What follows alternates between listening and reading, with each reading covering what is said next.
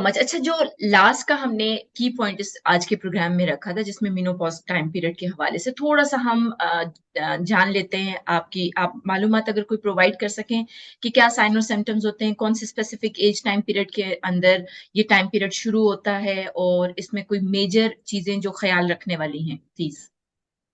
जी। अम, सबसे पहले बात ये है कि ये बहुत अच्छी बात है कि आपने जो इस टॉपिक को, मीनोपॉज को, आपने एक खास अपने एलोकेट किया टाइम अपने प्रोग्राम में। जो तीन ट्रांसफॉर्मेशनल लाइफ की स्टेजेस होती है ना खातून की, हम्म। वो होती है menstruation, hmm. Pregnancy and then menopause. Yes. तो अब देखिए, ये वो स्टेज ऑफ लाइफ होती है जिसमें आपके बच्चे भी बड़े हो रहे होते हैं, और आप अपनी सर्टन एज के साथ एज रिलेटेड आपके अंदर चेंजेस आना शुरू हो जाते हैं। तो जो मिनार्की में आपके हार्मोनल इम्बैलेंसेस मेंस्ट्रुएशन के दौरान की एज में हो रहे होते हैं, वो जब दोबारा हार्मोन्स जो होते हैं वो सारे दोबारा उसी तरह ऊपर नीचे हो जाते हैं, और अगेन आप उन्हीं फीलिंग्स, बच्चों वाली फीलिंग्स के अंदर आ जाते हैं, जिसमें आपको सपोर्ट की जरूरत होती है, तारीफ की जरूरत होती है, जिसको कहते हैं कि लोगों की कंपनी की जरूरत होती है, और अपनी सेल्फ एस्टीम को जो है ना वो बूस्ट करने की जरूरत होती है।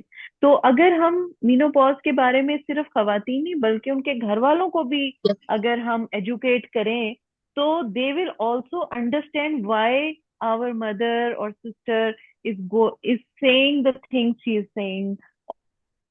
इन सब पहले तो ऐसी नहीं थी, अब ये क्यों इतना इरिटेट हो रही है, या अब ये बाहर क्यों नहीं जा रही है, इनका लो मूड क्यों है, या इनको अब हमारी तारीफों की क्या जरूरत है, या कंपनी की क्या जरूरत है।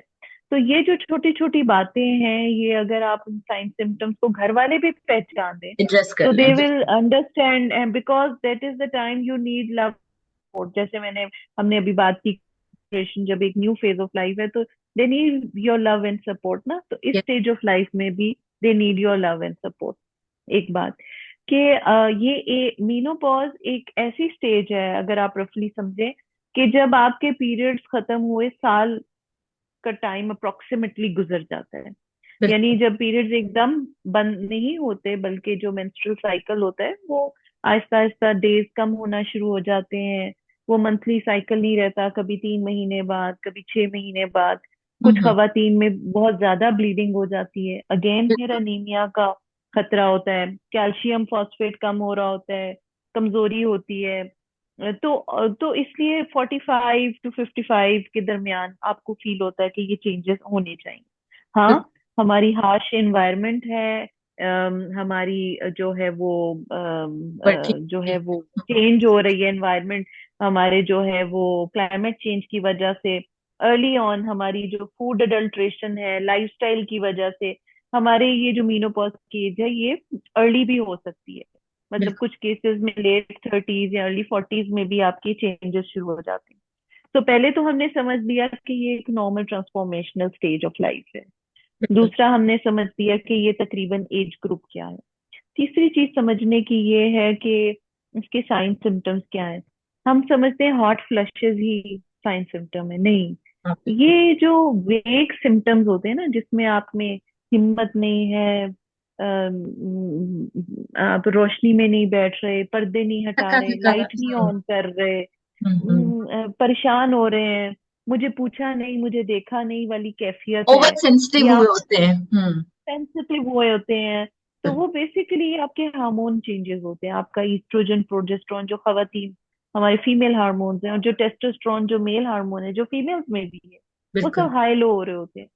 और सबसे बड़ी बात होती है कि अल्लाह ताला ने आपको एक बायोलॉजिकल कवर दिया होता है बीमारियों से, कि बिल्कुल। आपके हार्मोन्स इतने हाई होते हैं कि आपको, जैसे हम समझते हैं कि मर्दों में हार्ट डिजीज ज्यादा होती है, या मर्दों में हाइपरटेंशन ज्यादा होती है, या फालिज ज्यादा होते हैं, तो हम्म। जब मीनोपॉजल एज आती है तो फिर खातून भी तो उतनी ही वनरेबल हो जाती है उन बीमारियों से। ये चीजें समझने की हैं। फिर डाइट में चेंजेस होने चाहिए, बिल्कुल। डाइट में सपोर्ट की जरूरत होती है।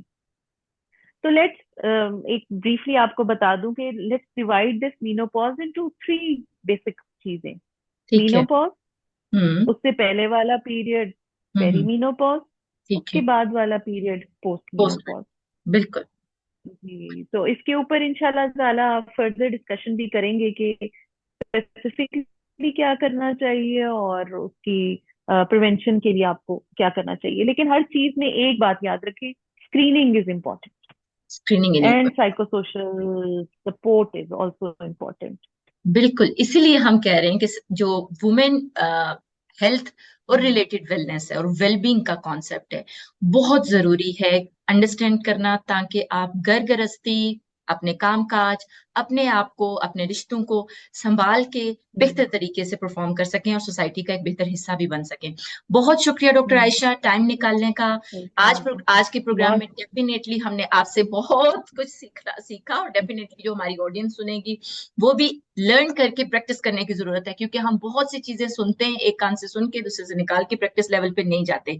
तो प्रैक्टिस इज इंपॉर्टेंट। जितनी चीजें डॉक्टर आयशा ने आपके साथ शेयर की, बीइंग एन मेडिकल प्रोफेशनल और हेल्थ केयर एक्सपर्ट, इनकी वो जो चीजें आपने 2 दहाई से इन्होंने लर्न की, अंडरस्टैंड की और सोसाइटी के अंदर ऑलरेडी लोगों को सिखा रही हैं, आपने भी जानना है, समझना है और इसको प्रैक्टिस लेवल पे लेके आना है। और अगले प्रोग्राम में हम फिर से रिक्वेस्ट करेंगे डॉक्टर आयशा से कि वो आए और मजीद इलेबोरेट करें कि प्रिवेंटिव मैयर्स कौन कौन से स्पेसिफिक हैं, जिनसे जो स्टेजेस ऑफ लाइफ, जो मैम ने एक लफ्ज यूज किया ना कि लाइफ कोर्स जो होता है, लाइफ कोर्स के अंदर वो जरूर इंप्लीमेंट करने की जरूरत है, तभी जाके हम बेहतर तरीके से as a nation Pakistani sexual wellness program Pakistan को हमेशा आप ट्यून कीजिए, अटैच रहिए। एपिसोड 7 आपके साथ शेयर होगी और नेक्स्ट हम रिक्वेस्ट करते रहेंगे डॉक्टर आयशा से। Doctor Ayesha, thank you so much. अस्सलाम वालेकुम।